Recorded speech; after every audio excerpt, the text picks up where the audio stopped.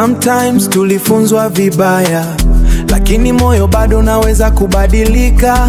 Yeah.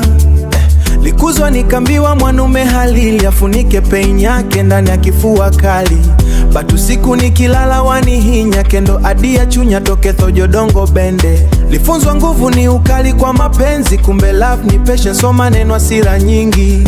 Omwami tawe hukana feelings, kabuku sitawe buli silaha ya hurting. Pole pole nataka kuheal, kuachilia wounds I yesterday.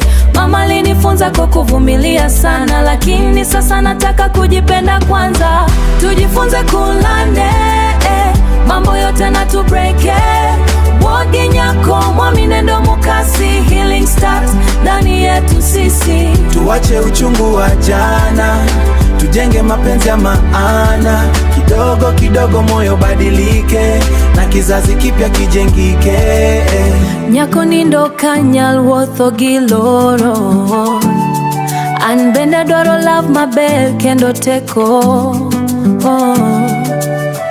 Sio kila silence ni heshima, wakati mwingine ni trauma imejificha. Nalekwa nikambiwa vumilia mwanaume, hata kiharibu niseme ni kawaida tu.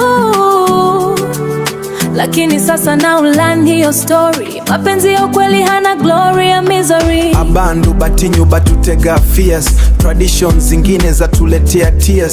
But culture pia inaweza heal, kama tukifundisha watoto love ni real. Hey, hey, yo Wodala abedingi mama bear, omukana benende freedom. Mapenzi ikule nende truth, zinyangazi king.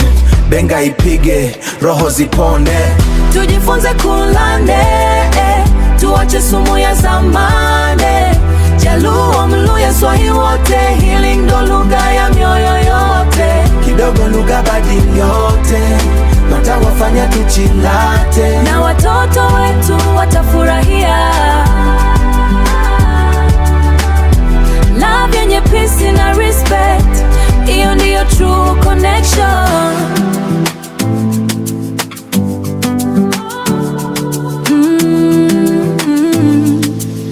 Healing ni safari, na safari naanza leo. Yeah.